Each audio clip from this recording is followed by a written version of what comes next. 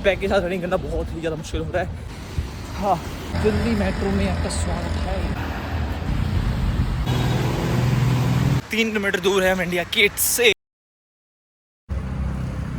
और अब ढूंढते हैं सुलभ शौचालय। एक्सपीरियंस बहुत गंदा रहा, रास्ते में इतनी तबीयत खराब हो गई क्या बताऊँ। आगे खैर पहुँच की बात करते हैं। कल पूरे दिन बारिश रही और भगवान से सिर्फ एक ही रिक्वेस्ट कर रही थी कि भगवान मेरे बस इंडिया गेट पहुंचने तक बारिश को रोक लेना और उसके बाद बाकी सब मैं संभाल लूंगा। और यहाँ मैंने एक गलती कर दी। लास्ट में बताता हूँ कि मुझे बोलना क्या चाहिए था। बारिश की टेंशन और एक्साइटमेंट के चक्कर में सोते सोते लेट हो गया था, तो मैक्स 3 घंटे की नींद के बाद मैं सुबह उठा।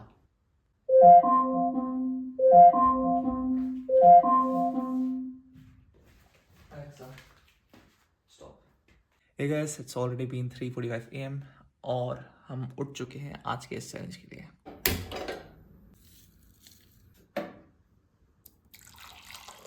उठ तो मैं गया हूँ लेकिन बाहर मौसम अभी भी ख़राब है। बारिश का मौसम बना हुआ है लेकिन ट्राई करते हैं, अगर बारिश नहीं हुई 5 बजे के आसपास तो हम निकल जाएंगे। रनिंग से अराउंड आधे से 1 घंटे के बीच में ये पहला केला और सिर्फ एक ही केला।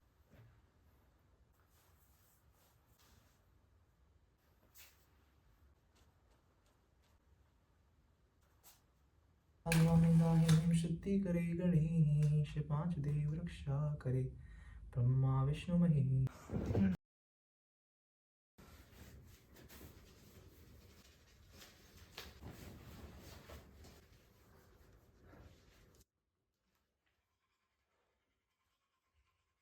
सो I am all set and ready to leave. देखते हैं कि बाहर मौसम कैसा रहता है।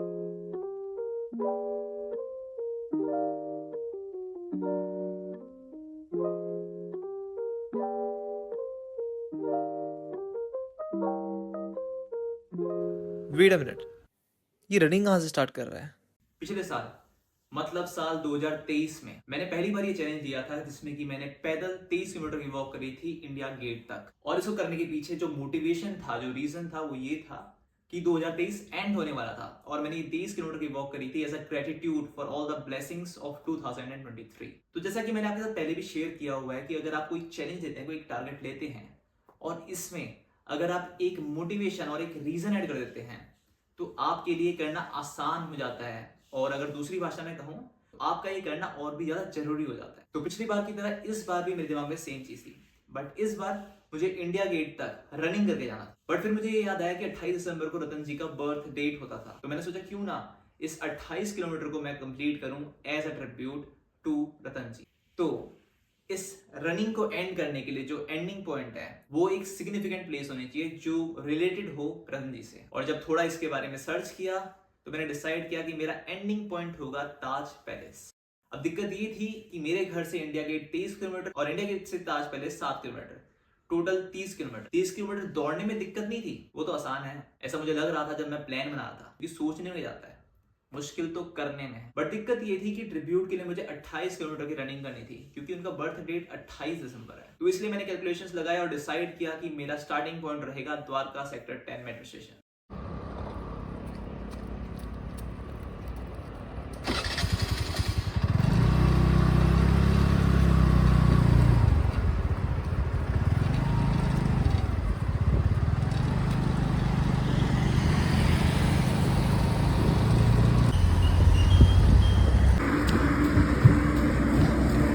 ऑलरेडी 1 किलोमीटर प्लस हो चुके हैं। Let's see how it goes.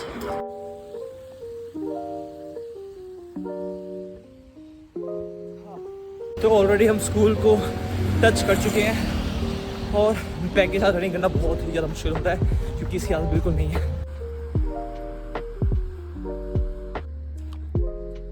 भाई ये स्ट्रीट लाइट चालू क्यों नहीं है यार?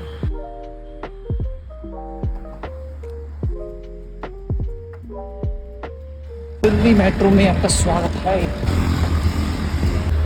Have already crossed more than 20% of the track.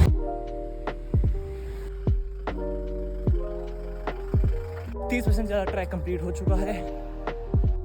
Bag के साथ आसान नहीं हो रहा है। ये बस वाले अंकल ने मुझे लिफ्ट देने के लिए बस रोकी।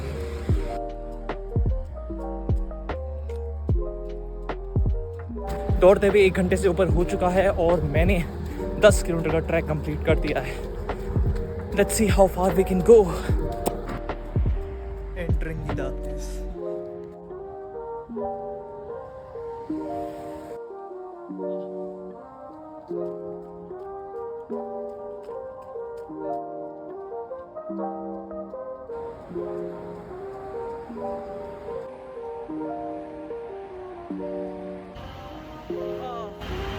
First stop, baby.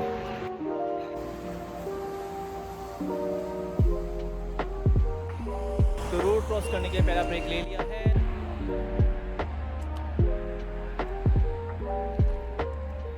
यहाँ धौला कुआं के फ्लाईओवर पे चढ़ने से जस्ट पहले मैंने पहला ब्रेक लिया। ऑफ कोर्स मैं बहुत थक चुका था, पैर से ज्यादा मेरे कंधे थक चुके थे।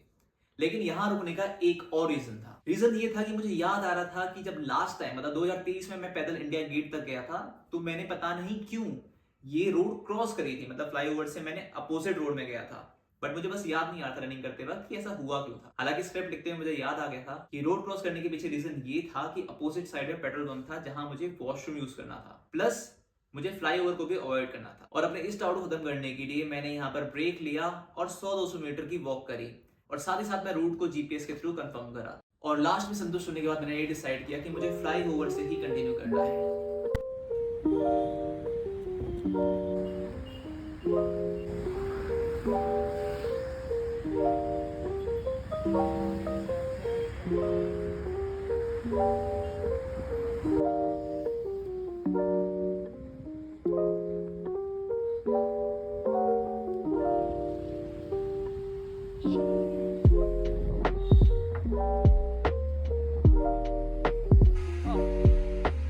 One more stop. कंधा टूट रहा भाई साहब। मैंने अपना सेकंड ब्रेक लिया।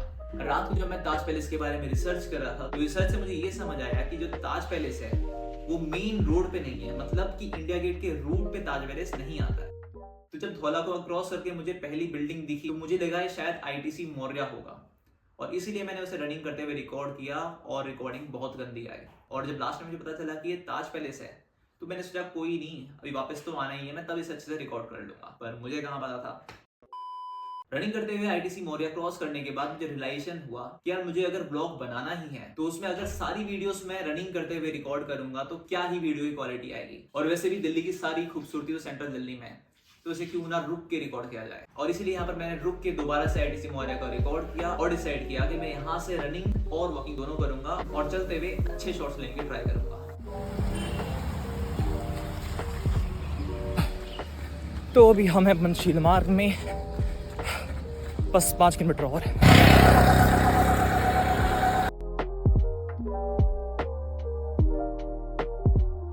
3 किलोमीटर दूर है हम इंडिया गेट से।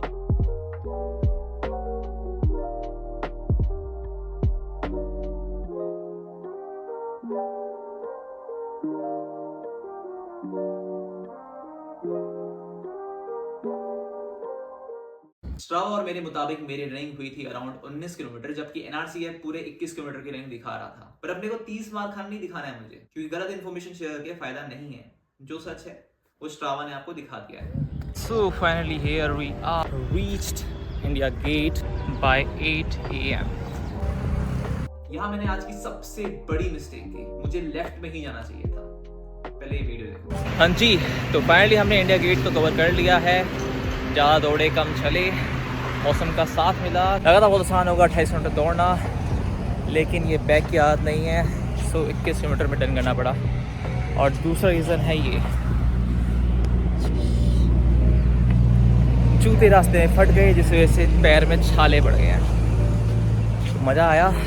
अब ढूंढते हैं कोई सुलभ शौचालय जहाँ पर हम कपड़े चेंज कर सकें।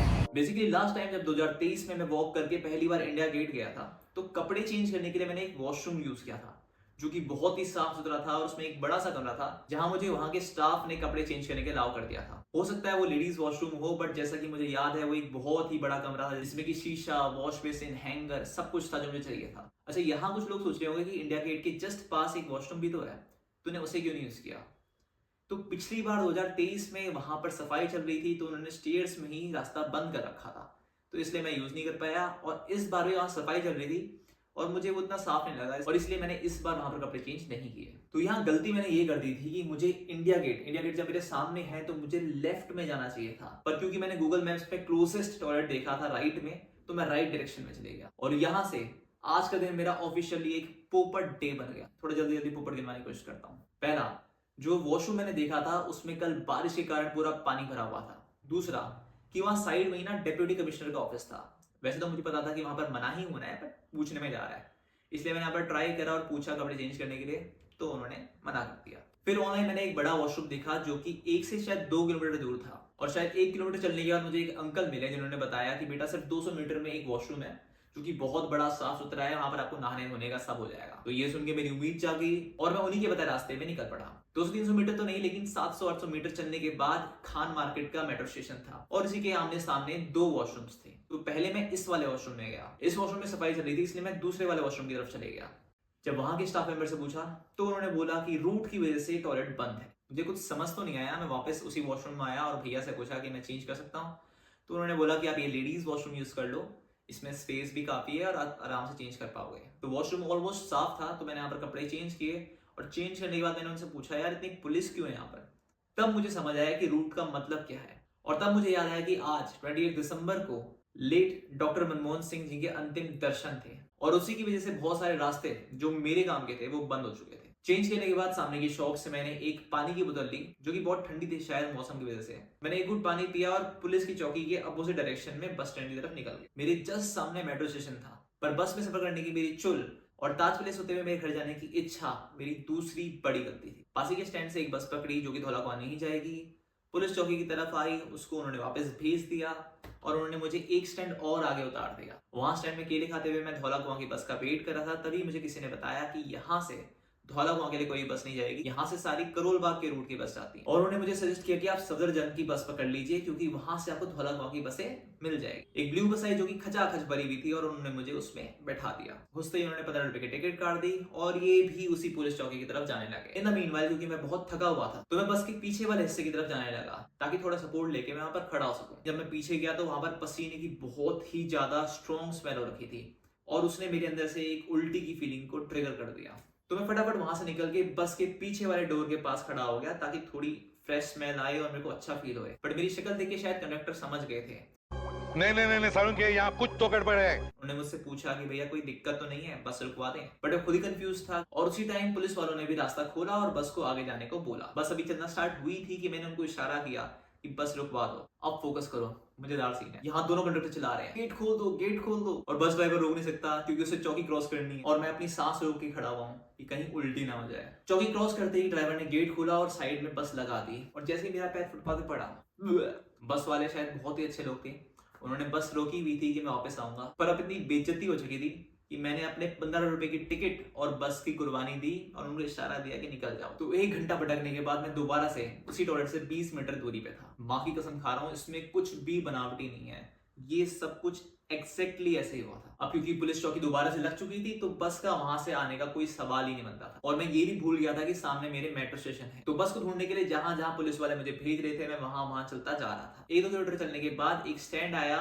और वहीं पर से बस भी आ रही थी, तो मैं सीधा उस पर चढ़ गया इस उम्मीद से कि शायद वो मुझे घर जाने के लिए कुछ सही गाइड कर दें। तो उनमें से एक ने मुझे गाइड किया कि 2 स्टैंड बाद जेएलएन स्टेडियम है, वहां से आप 727 पकड़ लो, वो आपको द्वारका उतार देगी। ड्राइवर ने वो स्टैंड मिस कर दिया और उन्होंने एक स्टैंड आगे मुझे उतार दिया। 727 जो मेरे स्कूल टाइम में भी बहुत ज्यादा चलती थी। आज के दिन मैं उसका भी बस स्टैंड में बैठ के इंतजार कर रहा था। वेट करते करते मुझे दोबारा से बहुत अजीब सा लग रहा था, इसलिए मैंने एक लास्ट इंस्टॉलमेंट में स्टैंड के पीछे जाके उल्टी कर डाली। फ्रेश होने के बाद चार्टर पे मैंने 727 बस रूट की लाइव लोकेशन चेक करी तो 10-15 मिनट बाद एक बस लाइव आई थी। 10 मिनट तक वो बस एक ही जगह पे खड़ी हुई और उसके बाद जब स्टैंड पे आई तो ड्राइवर बिना बस रोके भगा के ले गया। तब एक आदमी बोला, भाई क्या हो गया, आज 4-5 बस निकल गई, एक ने भी यहाँ पर नहीं रोका। और ये सुनकर मैंने दोबारा से उस ऐप को खोला और चेक करके मुझे ये पता चला कि 727 रूट में ये बस स्टैंड रिकॉग्नाइज ही नहीं होता है, जिसका मतलब है कि बस यहाँ नहीं रुकने वाली है। तो मैंने ये और लोगों को भी इन्फॉर्म किया और उसके बाद अगले स्टैंड की तरफ निकल गया। 100 मीटर चलने के बाद मैंने जब दोबारा ऐप चेक करी तो एक बस और लाइव आ चुकी थी। ये देख के मैंने अपने कदम और तेज कर लिए। फिर जब पीछे मुड़ के देखा तो इस बार उस बस ड्राइवर ने वहां पर बस रोक ली थी। गजब बेइज्जती है। तो रोड के मुड़ते ही मैंने 200 मीटर की स्प्रिंट भी मारी इस उम्मीद से कि क्या पता मुझे बस स्टैंड मिल जाए, लेकिन बस स्टैंड ना मिलने पे मैंने अपनी स्प्रिंट को रोका और वॉक करने की एक्टिंग करने लगा क्योंकि पीछे से कभी भी बस वाले मुझे देख सकते थे। बस क्रॉस हुई और मैंने भगवान से पूछा और कितना। फिर नेक्स्ट स्टैंड को देख के पता चला कि अभी थोड़ा और बाकी है। वो bus stand actually bus stand ही नहीं था, ना बैठने के लिए सीट थी, ना सर ढकने के लिए छत है। मतलब अगर बारिश हुई तो बंदा भीग जाए। 20 मिनट के आसपास वेट करने के बाद जब कोई बस लाइव नहीं हुई तो मैं पानी भरने के लिए पास ही के पेट्रोल पंप में चले गया। जैसे ही आया टू माई सरप्राइज बस एकदम से सामने थी मेरे। क्या लगा बस छूट जाएगी या बारिश हो जाएगी? नहीं, इस बार सब कुछ ठीक रहा। बस ड्राइवर ने बस रोकी भी और मुझे सही सलामत सेक्टर 1 के स्टैंड में उतार दिया। वहां से एक छोटी सी वॉक और मैं सेक्टर 6 के स्टैंड में पहुंच गया। यहाँ पर मैंने मुश्किल से 10-15 मिनट वेट किया होगा और RS-79 सामने थी। फाइनली 79 मिल चुकी है, घर पहुंचने वाले हैं। एक्सपीरियंस बहुत गंदा रहा, रास्ते में इतनी तबीयत खराब हो गई क्या बताऊं। आगे घर पहुंच के बात करते हैं।